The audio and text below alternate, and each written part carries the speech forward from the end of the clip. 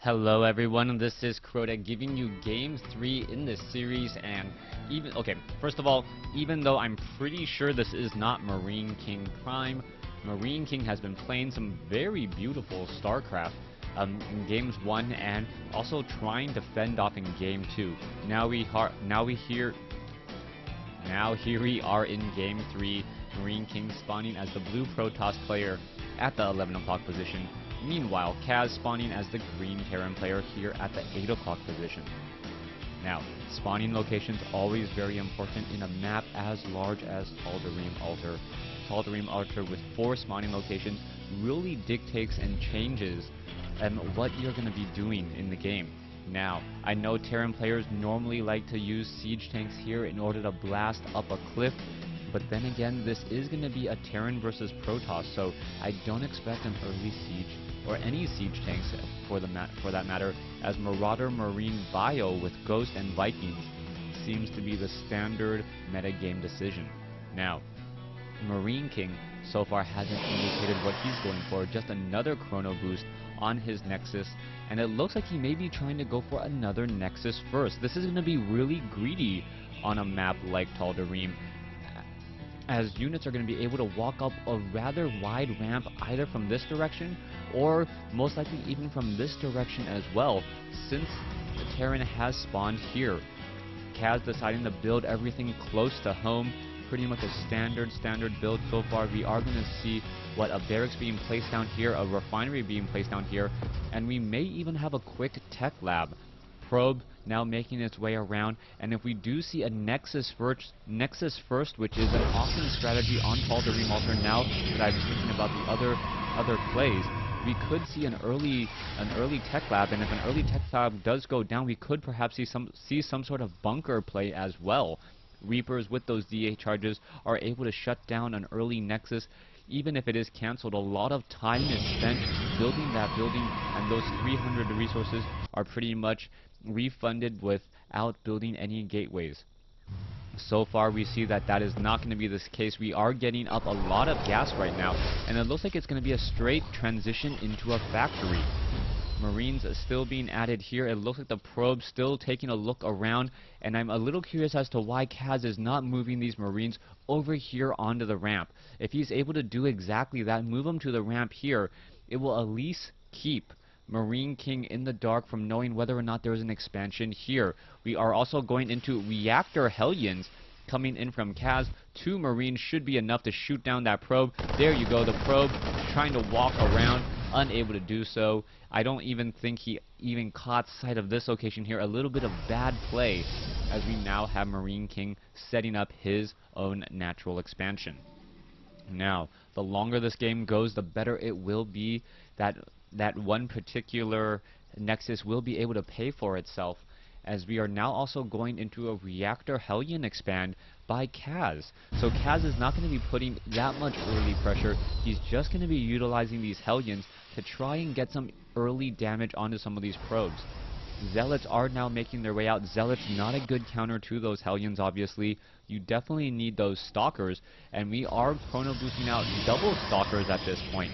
So a double Stalker off of 2 gateway, and we are not going to see any early chrono boost on the Cyber Export, not so much. Nope, I take it back, and I question this decision a little, trying to get those 2 early Stalkers.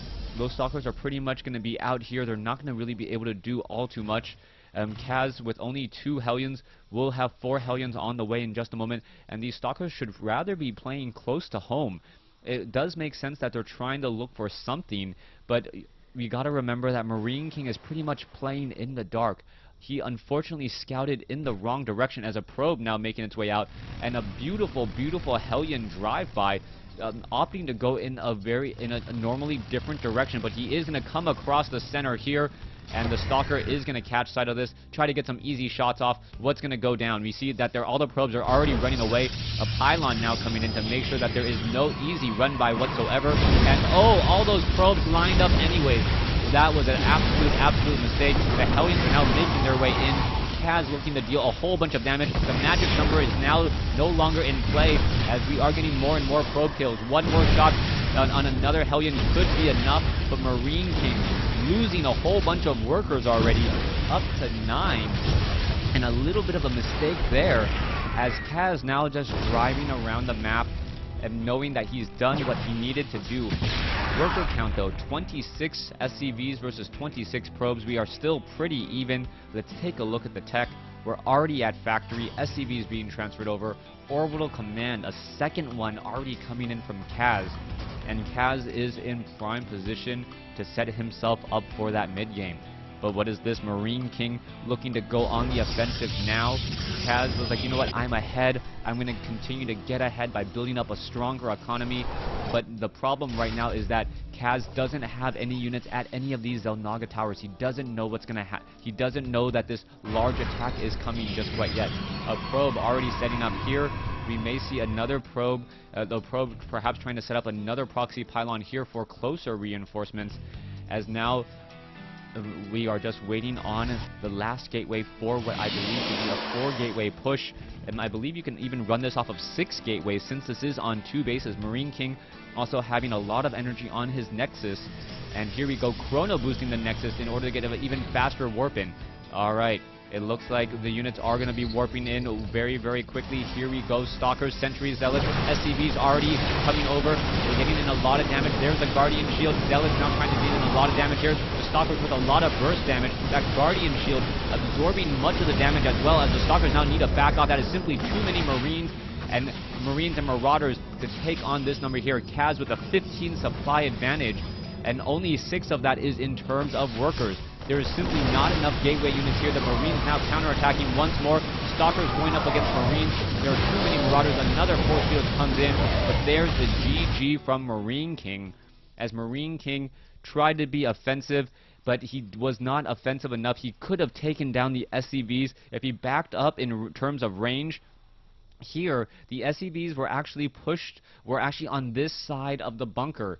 Stalkers have the same range as a bunker, so I believe in practice you should be able to shoot an SCV on one side while it's trying to repair. So he could have backed off, taken down those SCVs, and perhaps been a little bit further away. He didn't utilize his force fields well enough. He did add 2 additional armor, but he didn't really do enough damage. He really didn't have enough of an economy to push out that many units. You can also see that Kaz, with such a larger economy, or a much larger economy, sitting at 1,000 resources, 300 gas, gonna start double training medevacs. Kaz had this game in the bag, and pretty much MarineKing knew he had to throw everything in it in order to win. Thanks for watching. Thanks for listening. Hope you guys enjoyed Game 3. Stay tuned for Game 4.